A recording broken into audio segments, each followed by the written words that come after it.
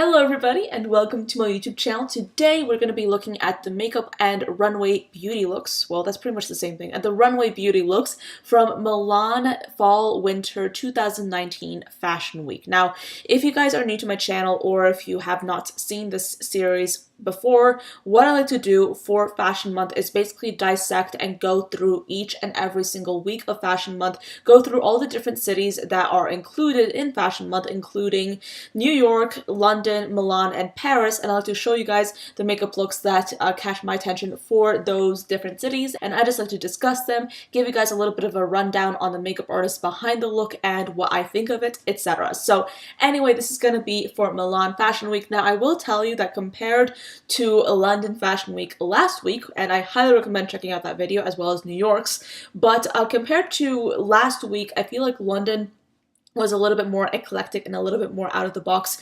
Milan was also that in a way, but Milan Fashion Week often just includes very pared down, very just minimal makeup looks, and that was reflected in a lot of the makeup looks that you're about to see. However, there were some really juicy and really interesting looks that I'm really excited about and I want to show you as well. So we will start out with one of my favorite looks. This look is actually from Gucci. Now, the makeup artist for Gucci was Thomas de Clouvier. You probably might have heard me mispronounce his name before, and that's because he has done some other shows that I've featured on this series before, but this time he was kind of working with the Gucci theme for this collection, which was very jungle based. I believe the soundtrack for the show was jungle themed, that included a lot of lions, which was kind of interesting to hear as well, and the collection itself was very Gucci, you know? I think that Gucci does rely a lot on spectacle, which is why I am really excited about this particular look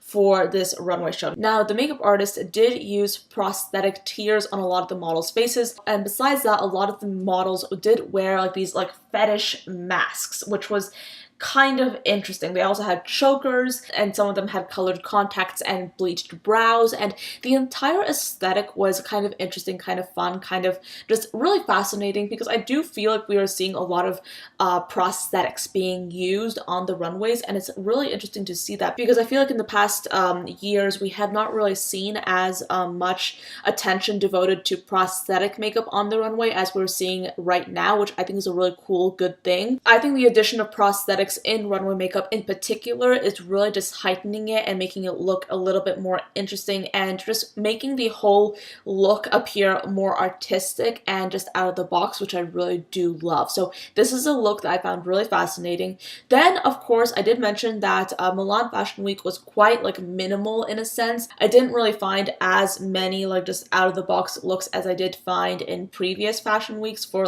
for example New York and London, and this is very much represented in the next show that I'm about to show you, which is Versace. Now, Versace was done by Pat McGrath, and you guys know how much I love Pat McGrath. She is literally one of my favorite, if not the most favorite makeup artist in my opinion, in my book. She is so amazing. Her work is just mind-blowing, amazing. I love it. It's amazing.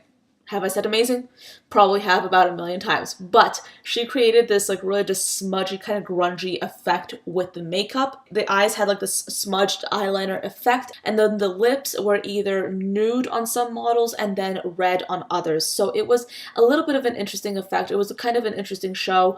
I will not say that it was altogether too fascinating for me. I kind of prefer something that's a little bit more out of the box, a little bit more ostentatious, if you will, but I do feel like this show came together quite beautifully as well. I also really want to talk about this streetwear brand called GCDS, and those letters stand for God Can't Destroy Streetwear, which is a little bit sassy, you know. And then the person that actually did the makeup for this was Erin Parsons. Now, Erin Parsons is again somebody that I have featured in a variety of my videos. She has done a lot of runway shows that I feel like I have mentioned before on this channel. And for this particular show, they did do very simple looking makeup. Like I said, Milan was quite simple, but what's really interesting is that they took the bright and the vivid, very structural look of the clothes, and they contrasted that by adding flowers, so that the flowers were pretty much growing out of the models' like bodies, essentially. That sounds so weird, but you definitely see the flowers being added to the sides of the models' faces, around the model's neck, and it really is like this really interesting effect. It's directly contrasting, like I said, the bright structure of the street style clothing. So I really do like how this look came together. It's very simple, very minimal, but at the same time very striking and quite well thought out in my personal opinion. Moschino is actually one of my favorite looks from this entire video. The designer from Moschino is Jeremy Scott. Now, I have mentioned his name several times before on this channel, and you guys know how much I love his very bright, just out-of-the-box designs, and I love how he frames those designs by employing really just interesting, really just fun and vivid makeup and hair. But I'm going to talk about the makeup in this video. But I do want to touch on the hair because have you seen this hair? It is huge. The hairstylist was Jimmy Paul, and then the makeup artist was Tom Pichot.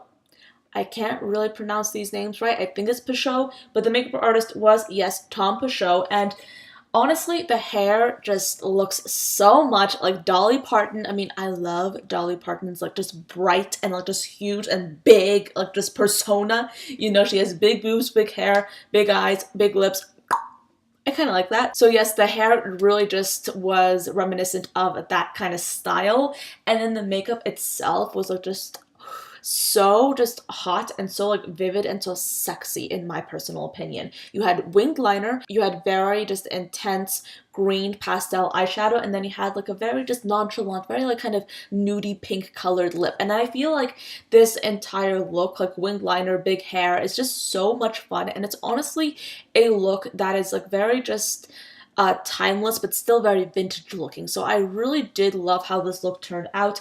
I feel like it just framed the collection beautifully, and honestly I love big hair and I love big wings, and maybe that's like the southern person in me because I was born and raised in the southern part of the United States, believe it or not, but I kind of really do like that look. Now, there's this fashion house called the United Colors of Benetton, and I have never heard of this brand before, but I did really find myself attracted to this makeup look. The makeup artist that was doing this was Lindsay Alexander, and they pretty much played on like the minimal theme of Milan Fashion Week as a whole, but they elevated it by using like this really creamy pigment on the lids and making it quite structural.